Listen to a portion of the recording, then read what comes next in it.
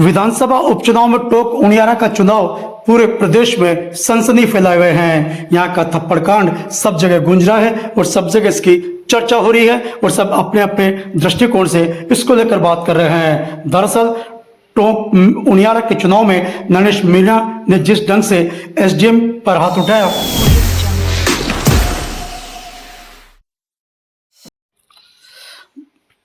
दरअसल प्रदेश के 7 विधानसभा क्षेत्रों में आज उपचुनाव संपन्न हो रहे हैं। इन 7 में से एक विधानसभा क्षेत्र टोंक उनियारा की सीट भी है, जहां पर कि नरेश मीणा निर्दलीय प्रत्याशी के रूप में चुनाव लड़ रहे हैं। वे अपने समर्थकों के साथ एक पोलिंग बूथ पर पहुंचे। उन्हें शिकायत मिली थी कि यहां कुछ गड़बड़ हो रही है और कुछ फर्जी मतदान यहां कराया जा रहा है। उसी सूचना पर आवेश के साथ नरेश मीणा उस पोलिंग बूथ पर पहुंचे और वहां उन्होंने पोलिंग बूथ पर प्रवेश किया और फिर एसडीएम के थप्पड़ मारा। इसको लेकर वहां पुलिस का जाब्ता भी मौजूद रहा।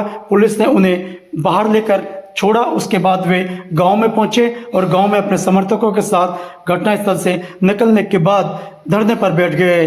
इस पूरी घटना के दौरान एसडीएम अमित चौधरी बार बार ये कहते हुए नजर आए कि नरेश भाई, यहाँ कोई फर्जी मतदान नहीं हुआ है, यहाँ कोई फर्जी वोटिंग नहीं हुई है। और नरेश मीणा पूरे समय तमतमाए हुए दिखाई दिए, गुस्से में दिखाई दिए और अपने समर्थकों के साथ बड़े आवेश और उग्र रूप में दिखाई दिए। गौरतलब है कि विधानसभा उपचुनाव में टोक उनियारा की सीट शुरू से ही तनाव का कारण मानी जा रही थी और यह समझा जा रहा था कि इस सीट पर कुछ भी हो सकता है, क्योंकि सभी दावेदार बराबर की टक्करियां ले रहे हैं और जीत हार में बहुत ज़्यादा अंतर नहीं है। ऐसे में स्थापित राजनीतिक दलों के साथ निर्दलीय के रूप में नरेश मीणा भी यहाँ पर जोरदार टक्कर ले रहे थे और सभी के द्वारा यह आशंका व्यक्त की जा रही थी कि विधानसभा क्षेत्र का चुनाव टेढ़ा चुनाव है और यहाँ सभी को पूरी तैयारी के साथ रहना पड़ेगा।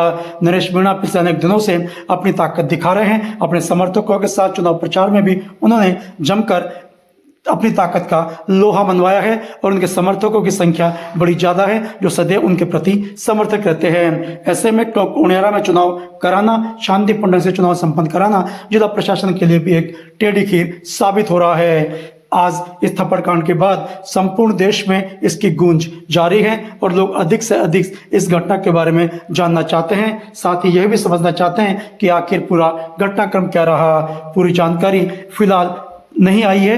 धीरे धीरे जो जानकारी आ रही है उसके आधार पर शुरू में ही आपको बताया गया है कि फर्जी मतदान का एक पोलिंग बूथ पर सूचना मिली थी, जिस पर नरेश मीणा वहां पहुंचे और उन्होंने जाकर देखा और उसके बाद ये पूरी घटना घटित हुई। घटना के बाद नरेश मीणा ने साइड में से डंडा तोड़ा और डंडा उठाकर अपने समर्थकों के साथ अंदर गए और फिर वहां धरने पर बैठ गए। इस अवसर पर उनके साथ उनके समर्थक भी मौजूद रहे।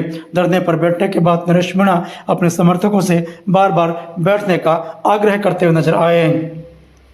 गौरतलब है कि नरेश मीणा कांग्रेस पार्टी से टिकट मांग रहे थे, लेकिन उन्हें टिकट नहीं दिया गया था। कांग्रेस पार्टी द्वारा नकारे जाने पर उन्होंने फिर निर्दलीय प्रत्याशी के रूप में इस विधानसभा क्षेत्र से नामांकन दाखिल किया और उसके बाद जमकर प्रचार प्रसार किया और आज यहाँ मतदान का दिन था। मतदान के दिन तक मतदान यहाँ जारी था और इसी बीच यह घटना घटित हो गई। इस घटना को लेकर अभी अपडेट आगे आ रहे हैं। नरेश मीणा अपने समर्थकों के साथ बैठे हुए हैं और आगे की उनकी रणनीति क्या होगी, इस घटना पर प्रशासनिक रवैया क्या होगा और प्रशासन की ओर से क्या कुछ किया जाएगा, इसको लेकर भी अभी सब जगह चर्चा और बातें हो रही हैं। लेकिन यह बात भी हो रही है कि एसडीएम जैसे उच्च अधिकारी के थप्पड़ मारने के बावजूद भी पुलिस नरेश मीणा को समझाती हुई नजर आई और समझाते हुए गेट तक छोड़कर गई, जबकि यह घटना अपने आप में बड़ी घटना है।